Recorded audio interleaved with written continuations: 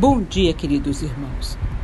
Hoje faremos uma introdução ao livro que estudaremos durante esse trimestre, a Carta aos Hebreus, que é uma exaltação ao Filho de Deus.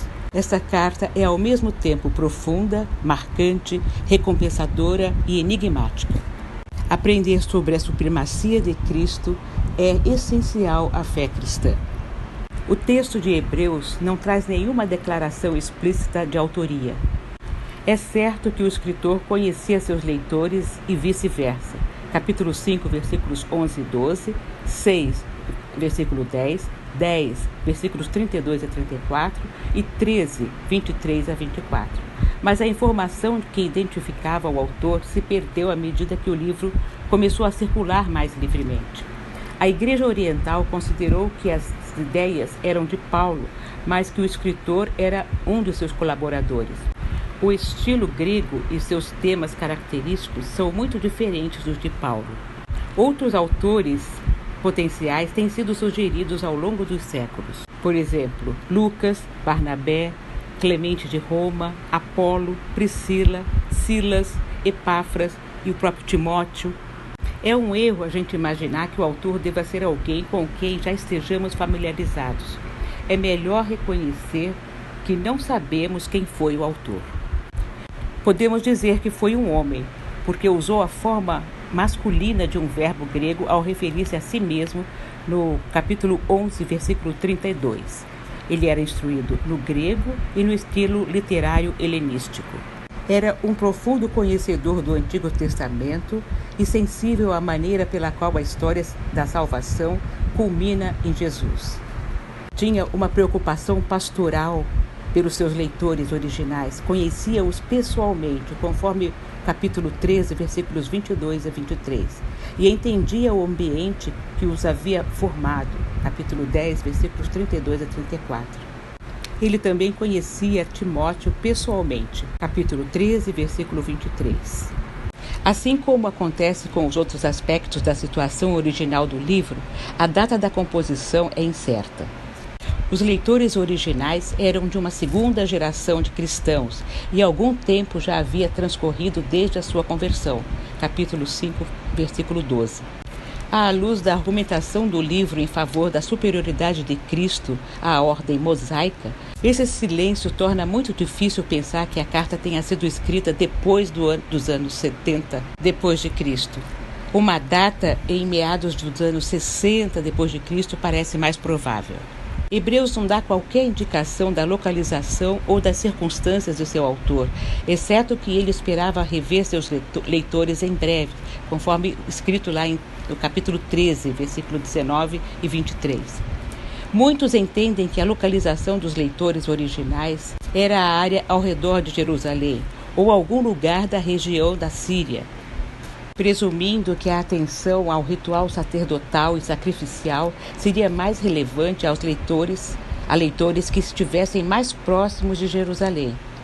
No entanto, Hebreus nunca realmente menciona o próprio templo, seja o de Salomão ou de Herodes. Suas descrições são sempre ligadas ao tabernáculo e ao seu ministério como estipulado no Antigo Testamento. O autor não segue essa linha de argumentação por causa de uma pretensa localização de seus leitores nas proximidades do templo, mas para lembrá-los do sacrifício final de Deus que foi realizado por Cristo. A localização dos leitores originais é indicada claramente no capítulo 13, versículo 24. Embora o título aos Hebreus só tenha sido usado no século II, e reflita a condição dos destinatários do livro, não era parte da obra original. O título provavelmente surgiu de uma percepção genuína do conteúdo central do livro, o tratamento extenso dedicado aos temas sacerdotais do Antigo Testamento, a fim de mostrar a superioridade de Cristo e de sua exortação central baseada neste conteúdo. Os leitores não devem se afastar de Cristo para, presumivelmente, voltar ao judaísmo. O autor nunca adverte explicitamente sobre o retorno ao judaísmo, e suas exortações poderiam ter sido percebidas de forma mais genérica, ou seja, de não abandonar a Cristo ou o Deus verdadeiro ao voltar ao paganismo. Mas o autor também não é explícito sobre um contexto pagão. Além disso, haveria pouco sentido em procurar detalhar a argumentação que apresenta, baseada nas promessas e instituições do Antigo Testamento, para uma audiência que não tinha qualquer lealdade a isto anteriormente. Sua insistência de que os leitores mantivessem a fé em Cristo por causa daquilo que Deus havia feito por meio de Cristo sugere que eles eram tentados a voltar para o sistema antigo.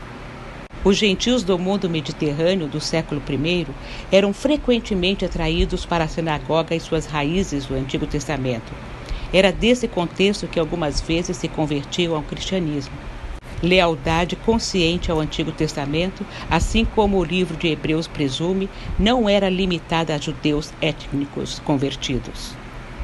Tradicionalmente, Hebreus é rotulado como carta, mas a parte principal do livro não se parece com uma carta. Termina como uma carta, mas começa muito mais como um tratado ou ensaio teológico. O autor descreve o livro como minha palavra de exortação. Capítulo 13, versículo 22. E isso esclarece muita coisa. Em Atos 13, versículo 15, a mesma expressão descreve um sermão e uma mensagem de encorajamento e desafio na sinagoga baseado nas Escrituras.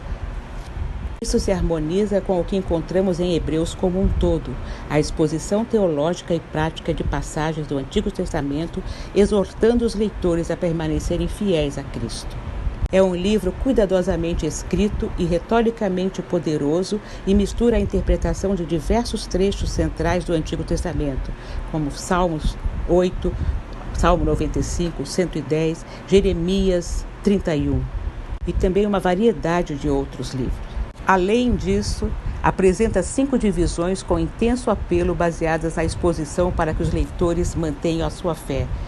Capítulo 2, versículos 1 a 4, 3, 6 até 4 a 13, 5, 11 a 6, 20, 10, 19 a 39, 12, 14 a 29. Outra indicação de que o livro foi composto como um sermão é o uso frequente de falar ou dizer em lugar de escrever quando o autor se refere à sua obra.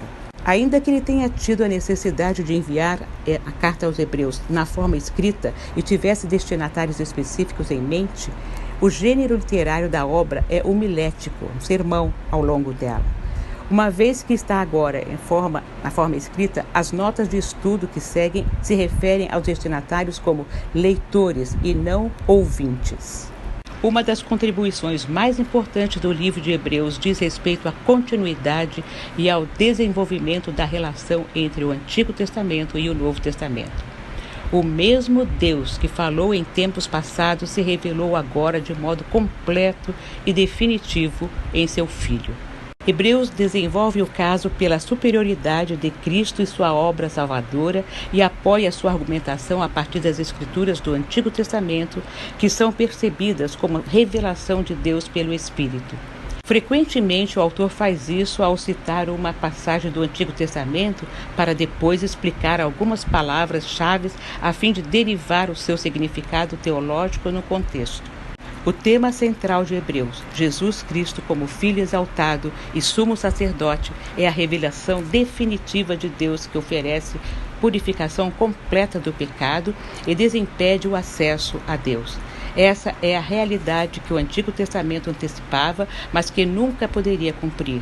Com base nesses temas, a argumentação central de Hebreus é que os cristãos podem e devem se manter firmes com fé na obra sumo sacerdotal de Cristo, apesar das adversidades.